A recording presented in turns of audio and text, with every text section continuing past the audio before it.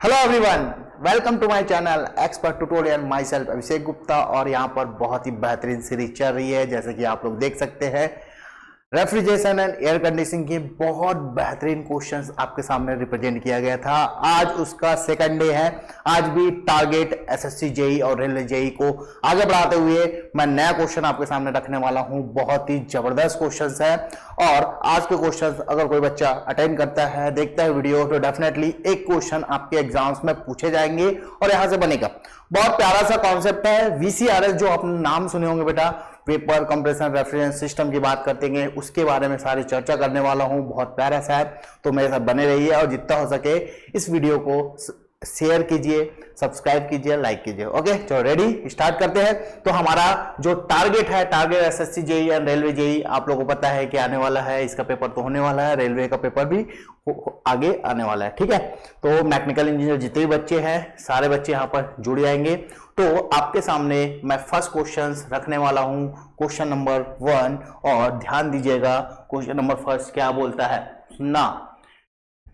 Question first आपके सामने ये बोला जा रहा है बेटा, in a vapour compression cycle the condition of refrigerant is saturated liquid. अगर आपको वीसीआरएस के बारे में पता नहीं है तो थोड़ा बेसिक मैं यहां पर आपको बताना चाहूंगा, उसके बाद सारे क्वेश्चंस आपके बन जाएंगे। ओके, तो यहां पर हम देखेंगे वीसीआरएस के कुछ कंडीशंस जो है, देखिएगा। वीसीआरएस, ये देखो, ज्यादा लॉन्ग नहीं ले जाऊंगा, शॉर्ट में बताऊंगा, चीजों को समझिएगा।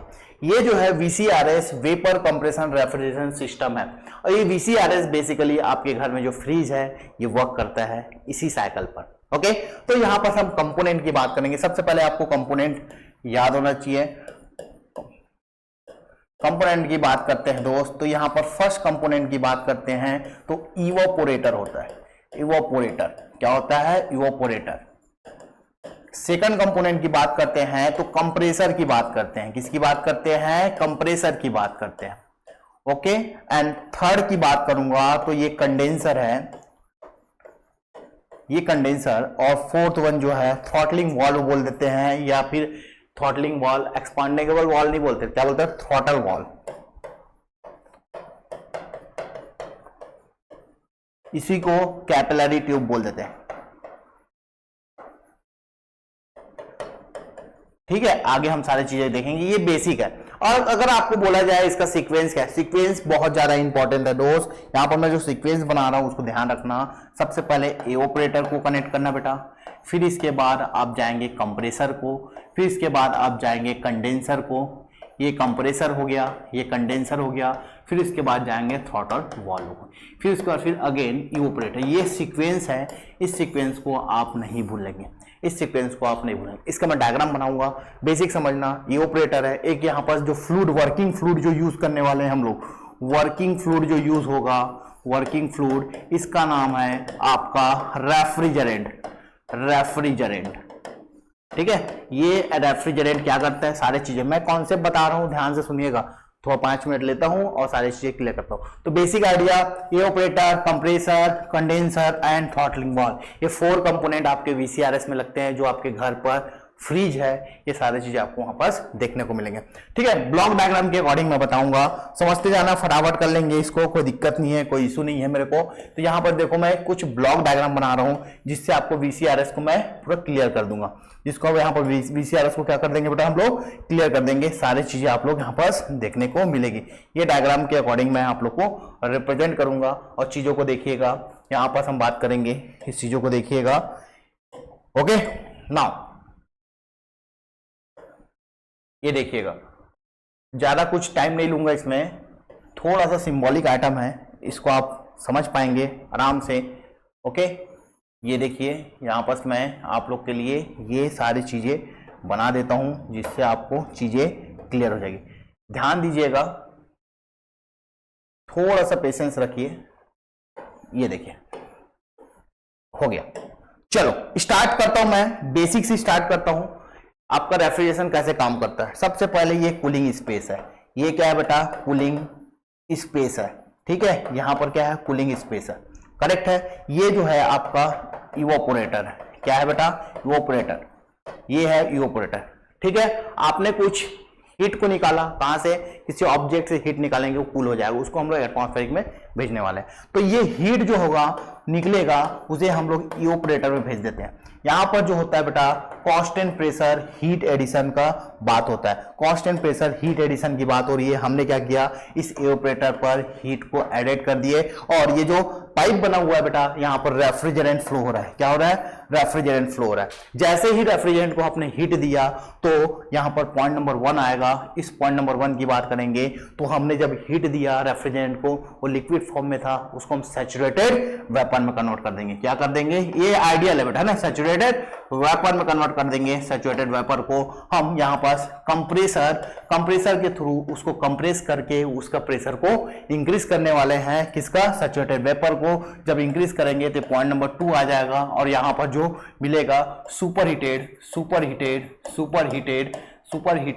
वेपर को देखने को मिलता है। सुपरहीटेड वेपर देखने को मिले। यहां पर जो प्रोसेस होता है आइसेंट्रोपिक कंप्रेशन प्रोसेस देखने को मिलता है। कहां पर? कंप्रेसर में आइसेंट्रोपिक कंप्रेसर देखने को मिलेगा। ओके, तो नाउ 2 to 3। अब यहां पर जो लगा हुआ, ये जो बेटा आपका क्या है? कंप्रेसर है। ये क्या है? कंप्रेसर है। और यहां पर हम लगा दिए कंडेंसर। यहां पर हम लोग लगा दिए बेटा कंडेंसर। अब कंडेंसर का काम क्या होगा? जो हीट हमने यहां से निकाला है उसको एटमॉस्फेरिक में हम लोग रिजेक्ट करेंगे।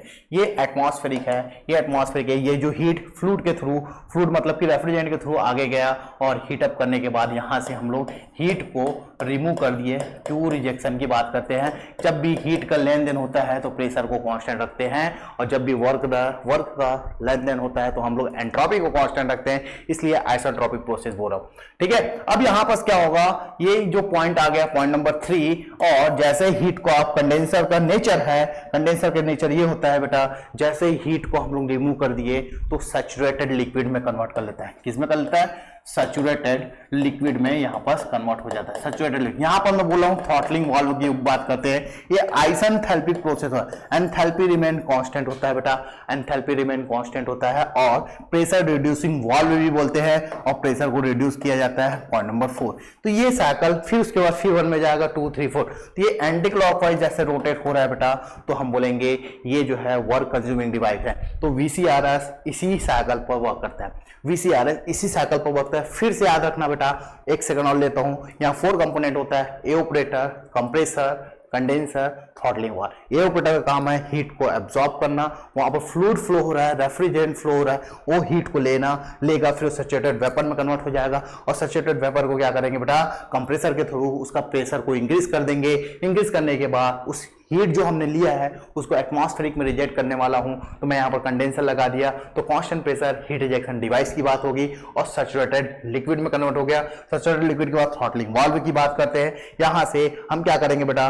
एंथैल्पी रिमेन कांस्टेंट, और यहां पर प्रेशर रिड्यूसिंग डिवाइस। ये आपका कंपोनेंट। एक चीज याद रखना, यहां पर मैं कुछ चीजें बता रहा हूं, धीरे से इस चीज को समझेंगे आप लोग। थोड़ा सा मैं यहां पर PVTH डायग्राम बनाऊंगा जिससे आप लोग समझ जाए। TH डायग्राम बनाता हूं, एक ही डायग्राम बनाता हूं, HS डायग्राम। ठीक है, कौन सा डायग्राम बना रहा हूं बेटा? HS diagram. इससे पूरा सारी चीजें आपको क्लियर हो जाएगी। इससे पूरा सारी चीजें आपको क्या हो जाएगी? क्लियर हो जाएगी। ठीक है, ये HS डायग्राम बनाने वाला हूं, और सुनिएगा, प्यारा सा है, एंथैल्पी एंट्रोपी डायग्राम। अच्छा, PH डायग्राम आते, ज्यादा क्लियर होता है बेटा PH डायग्राम से। इससे क्लियर होगा PH डायग्राम। इधर वर्टिकल एक्सिस में प्रेशर को रख दो, एंथैल्पी को यहां पर रख दो। अब ये होता है इसमें वेपर डोम, ये होता है बेटा आपका वेपर डोम। अब बात करते हैं सर, और बात करते हैं कि यहाँ पर कांस्टेंट प्रेशर लाइन की बात करेंगे। 2 कांस्टेंट प्रेशर लाइन की बात करूंगा। ये हो गया फर्स्ट, ये हो गया फर्स्ट, और बेटा ये हो गया आपका सेकंड। 2 प्रेशर लाइन की बात करेंगे। यहां पर आपको मिलेगा P एओपरेटर, और यहां पर जो मिलेगा P कंडेंसर। 2 ही प्रेशर देखने को मिल रहा है बेटा। तो पॉइंट नंबर 2, पॉइंट नंबर 3 का pressure condenser pressure, point number 4, point number 1 का प्रेशर एओपरेटर प्रेशर। ठीक है, तो यहां पर हम देखते हैं कि सैचुरेटेड, ये वेपर डोम होता है। यहां पर सैचुरेटेड वेपर की बात करते हैं, यहां पर सैचुरेटेड लिक्विड की बात करते हैं। ये वेट कंडीशन हो जाता है, सुपर हीटेड कंडीशन हो जाता है, ये कूलिंग की बात करेंगे, सब कूल कंडीशन हो जाता है।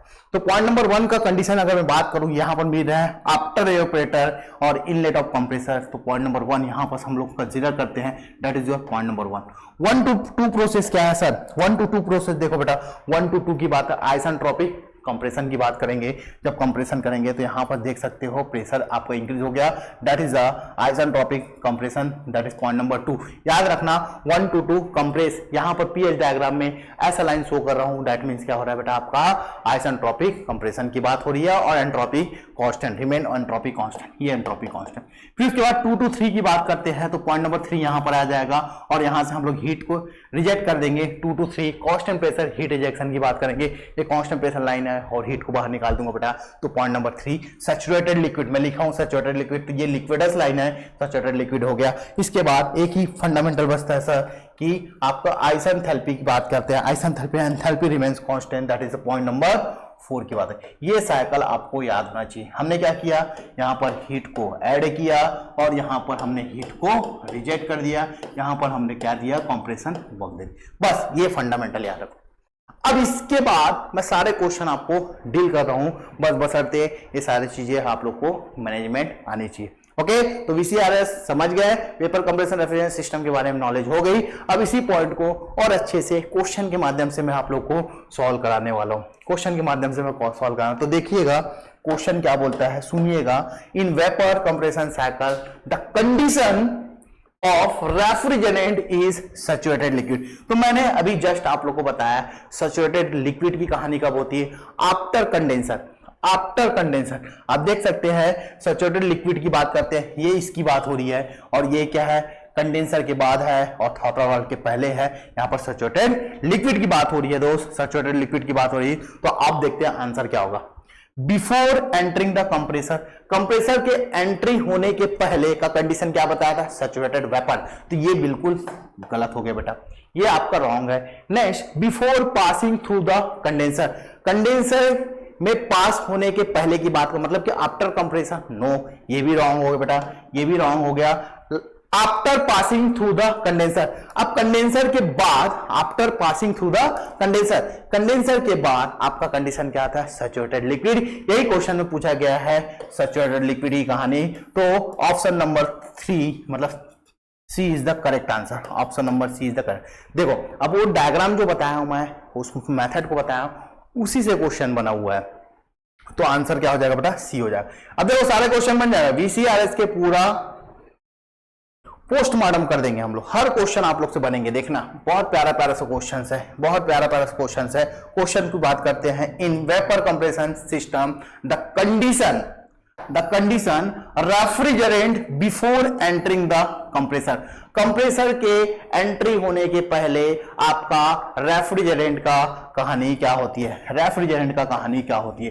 तो ये आपने बनाया था अभी सर ये, तो यहां पर देखो बेटा क्वेश्चन में देखना, ये यहां पर आपका कंप्रेसर की एंट्री हो रही है, कंप्रेसर की एंट्री क्या हो रही है यहां पर, तो मैं क्या लूंगा, सैचुरेटेड लिक्विड, बिल्कुल गलत बेटा, सैचुरेटेड लिक्विड वाली कहानी ये है, आफ्टर कंडेंसर की बात होती है। वेट वेपर, वेट वेपर अंदर में कहीं पर कंडीशन बताया गया, नहीं बताया था, after throttling valve wet vapour की कहानी होती है, तो ये भी आपका गलत हो जाएगा। सुपर हीटेड वेपर, यहां पर हो सकता है मे बी कंडीशन अगर सेटिस्फाई हो, कुछ कंडीशन दिया रहा तब हो सकता है, बट ये भी हम नहीं लेंगे। क्या लेंगे बेटा, आप लेंगे D is the correct answer, क्योंकि मैंने जो बताया है वो बेसिक कंडीशन का बताया और क्वेश्चन भी आपका बेसिक पूछा जाता है, क्वेश्चन भी क्या पूछा जाता है, बेसिक पूछा जाता है। इसलिए ये वाला कंडीशन क्या बताया मैं, सैचुरेटेड, ड्राई सैचुरेटेड बोलते हैं इसको, क्या बोलते हैं, ड्राई सैचुरेटेड वेपर की बात होती है, ड्राई सैचुरेटेड वेपर की बात होती है, किसकी बात होती है, ड्राई सैचुरेटेड वेपर की बात होती है। ये आपका option number D is the correct answer. देखो फिर से बोलूंगा, वो जो मैंने कॉन्सेप्ट बताया उससे सारे क्वेश्चन आपके बनने वाले हैं, है ना, मजा आने वाला है दोस्त। देखो कैसे क्वेश्चन क्लिक होता है, आपका फिंगर टिप्स बोलो, आप देखो एक एक क्वेश्चन को आराम से सॉल्व कर पाएंगे। अब यहां पर क्वेश्चन क्या बोला जा रहा है, सुनिएगा, question number 10, the throttling operation in a refrigerator cycle is carried out in evaporator, capillary tubes, discharge valve, expansion valve. मैंने आपको बताया था थ्रॉटल वाल्व की बात किया था और थ्रॉटल वाल्व को और एक नाम से पूछा था, उसका नाम क्या बताया था बेटा, कैपिलरी ट्यूब की बात किया था। B is the correct answer for given question. सारे क्वेश्चन बन जाएंगे अगर वो कॉन्सेप्ट क्लियर हुआ तो सारे क्वेश्चंस आपके बनेंगे, तो बी क्या हो जाएगा आपका करेक्ट आंसर हो जाएगा। ओके, नाउ नेक्स्ट क्वेश्चन आपके सामने है, नेक्स्ट क्वेश्चन आपके पास है, ये क्वेश्चन देखते हैं, बहुत ही प्यारा सा क्वेश्चन है। A simple saturated refrigeration cycle, simple saturated refrigeration cycle की बात की है, मतलब कि जो मैंने बताया बेसिक साइकिल उसी की बात हो रही है। Has the following state point enthalpy after compression. अब वो डायग्राम को बनाता हूं मैं, वो डायग्राम को आप लोग समझो, यही डायग्राम पूरा क्लियर कर देगा, ये डायग्राम आपको पूरा क्लियर कर देगा, ये मैंने बनाया। अब यहां पर क्वेश्चन देखो, एंथैल्पी आफ्टर कंप्रेशन, ये कंप्रेस करने के बाद आपकी एंथैल्पी की बात हो रही है। सर ये वाला पॉइंट क्या दिया था, याद आ रहा है? That is point number 2, that is point number 1, that is point number 3 and that is point number 4। तो ये पॉइंट नंबर 2 की बात हो रही है। 2 का एंथैल्पी दिया है 425 किलो जूल पर केजी, किलो जूल पर केजी दिया हुआ है। क्या दिया है? किलो जूल पर after compression. Okay, now enthalpy after throttling, throttling के बाद की एंथैल्पी कितनी? 125। थ्रॉटल की बात मतलब यहां से यहां गए, ये वाला पॉइंट की बात। तो यहां पर ऐसे भी लिख सकते हैं H3 equal to H4 equal to what, 125 kilo joule पर केजी की बात हुई, किलो जूल पर केजी की बात हो रही है। किसकी बात हो रही है? किलो जूल पर केजी की बात। बहुत बढ़िया, बहुत बढ़िया।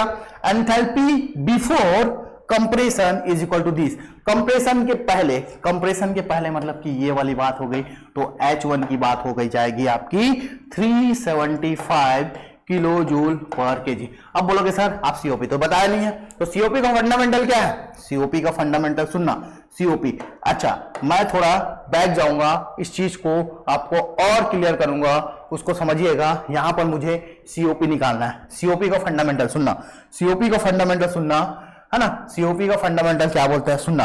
यहां पर सीओपी क्या होता है? सीओपी आपको पता है बेटा, desire effect, desire effect upon work input की बात होती है। और यहां पर डिजायर इफेक्ट क्या है? Refrigeration effect upon W in की बात है। अब एंथैल्पी के अकॉर्डिंग बात करेंगे। अपने पास इतनी सारी एंथैल्पी है, आपने यहां पर हीट को ऐड किया है, यही तो आपका रेफ्रिजरेशन इफेक्ट होता है। तो रेफ्रिजरेशन इफेक्ट इन दोनों के बीच हो रहा है, 4 to 1 प्रोसेस की बात हो रहा है। किसकी एनर्जी ज्यादा होगी? पॉइंट नंबर 1 की एनर्जी ज्यादा होगी, इसलिए मैं H1 माइनस ऑफ H4 की बात करूंगा। और वर्क इनपुट की बात करते हैं दोस्त, वर्क इनपुट की बात करेंगे, 1 to 2 की बात करूंगा। किसकी बात करूंगा? 1 to 2 की बात करूंगा। किसकी एनर्जी ज्यादा है? क्योंकि यहां पर एनर्जी ज्यादा दिख रहा है पॉइंट नंबर 2 और पॉइंट नंबर 1 के कंपैरिजन में। तो मैं यहां पर लिखना चाहूंगा H2 माइनस ऑफ H1 की बात करते हैं। क्या बात करते हैं? H2 minus H1। तो इतना सफिशिएंट है, इतना सफिशिएंट है। हीट रिजेक्शन बोलोगे तो आपको पता है यहां से 2 से 3 हो रहा है, किसकी एनर्जी ज्यादा है? 2 की एनर्जी ज्यादा है, तो H2 माइनस ऑफ H3 कर लेंगे। तो ये रेफ्रिजरेशन इफेक्ट आपने देखा H1 माइनस ऑफ H4, और वर्क इनपुट की बात करते हैं H2 माइनस ऑफ H1। ये आपको COP का फॉर्मूला बन गया। बस सारे वैल्यू दी हुई है, आप फाइंड आउट कर सकते हैं। तो देखते हैं इसका आंसर क्या होता है। तो मैंने बोला बेटा रेफ्रिजरेशन इफेक्ट ये हो रहा है, तो H1 माइनस ऑफ H4, और वो कंप्रेशन इन की बात करेंगे तो H2 माइनस ऑफ H1। तो H1 की value 375 and minus of H4 की वैल्यू 125 अपॉन H2 की वैल्यू 425 माइनस 375। माइनस करेंगे बेटा, इसको माइनस करूंगा तो कितना हो जाएगा? 125 को माइनस करेंगे तो 255 हो जाएगा, 250 हो जाएगा। यहाँ पर 250 डिवाइड बाय, इन दोनों को माइनस करोगे तो आपका यहाँ पर 50 देखने को मिलेगा। और ये कितने बार में गया बेटा? 5 टाइम्स हो गया। इसका आंसर क्या हो जाएगा? इसका आंसर क्या हो जाएगा बेटा? ये हो जाएगा A for apple, A for apple, that is equal to A is equal to 5। COP कितना मिला? 5। तो डरने का नहीं, सिंपल सा क्वेश्चन पूछा जाता है, और COP का फंडामेंटल आप लोग को यहां पर मैंने क्लियर करा दिया। अगर ये क्लियर हो गया तो डेफिनेटली इसकी वैल्यू क्या हो जाएगी? 5 हो जाएगी। ओके, तो जो मैंने कॉन्सेप्ट बताया उसको बस ध्यान में रखना दोस्त, बाकी सब बन जाएगा आप लोग से।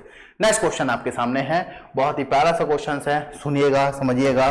Question number 10, the process of cooling the liquid refrigerant before the condensing temperature. क्या बोला जा रहा है बेटा? अच्छे से सुनना, डायग्राम से बताऊंगा उसको। द प्रोसेस ऑफ कूलिंग, ठंडा करना, of the liquid refrigerant, liquid refrigerant को ठंडा करना before the condensing temperature, before the condensing temperature. चलो थोड़ा सा समझते हैं। ये आपका वेपर डोम था। अब सुनिएगा, यहाँ पास वेपर डोम है, तो एक कंडीशन यहां पर हो जाएगा आपका दिस वन, ये है टेम्परेचर कांस्टेंट, ये है आपका टेम्परेचर कांस्टेंट लाइन। ठीक है, ये टेम्परेचर कांस्टेंट लाइन होता है। ओके, ठीक है। तो यहां पर देखते हैं कि आपका कंडेंसर टेम्परेचर की बात करेंगे, इस पॉइंट से इस पॉइंट की बात करूंगा तो दैट इज पॉइंट, और इसको और कूलिंग करेंगे तो ये बात हो जाएगी, ये बात हो जाएगी दिस वन। तो इस कंडीशन को कूल करने, कूलिंग कंडीशन बोलते हैं, इसी को क्या नाम लूंगा, सब कूलिंग। क्या बोलेंगे बेटा, सब कूलिंग। तो ये होता है सब कूलिंग करना, B for ball, B is the correct answer. Next question की ओर चलते हैं, फटाफट करते हैं क्वेश्चन, एक दो क्वेश्चन और है, फिर उसके बाद कंप्लीट हो जाएगा ये। नाउ ये क्वेश्चन क्या बोला जाता है, the COP of the refrigeration cycle with the increase in evaporator temperature keeping the condenser temperature constant will be increase decrease remain unaffected something. COP के बारे में पूछा जा रहा है, यहां पर क्वेश्चन समझिएगा, सीओपी के बारे में क्वेश्चन पूछा है, ये आपका फंडामेंटल है, ये आपका फंडामेंटल है। यहां पर क्वेश्चन को समझना कि क्वेश्चन क्या पूछा जा रहा है।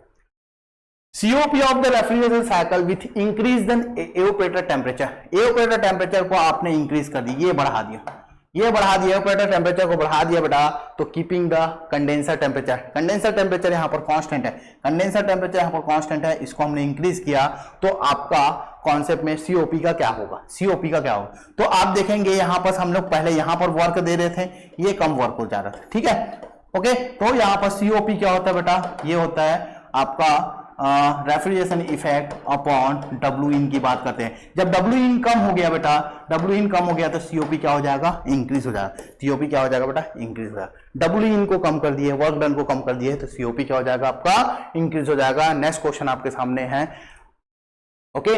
नाउ ये लास्ट क्वेश्चन है आपका, okay. In refrigeration system expansion valve incorporated between, expansion valve कहां था, मैंने बताया इवेपोरेटर, कंप्रेसर, कंडेंसर एंड उसके बाद थ्रॉटल वाल्व, इसी को एक्सपांशन वाल्व बोल रहा है। फिर इसके बाद फिर क्या है, इवेपोरेटर लगा, तो किस किस के बीच है, कंडेंसर और इवेपोरेटर के बीच में। तो इवेपोरेटर एंड कंप्रेसर बिल्कुल गलत, कंडेंसर एंड इवेपोरेटर, ये आपका B is the correct answer. Okay बेटा, तो ऐसे क्वेश्चंस आप लोग के लिए हमेशा लेके आऊंगा और इसको एंजॉय करेंगे। और एक ही टॉपिक था VCRS, इससे क्वेश्चन तो बताएंगे, कमेंट करेंगे कैसा लगा क्लासेस, और नेक्स्ट वीडियो के लिए वेट कीजिएगा। Thank you.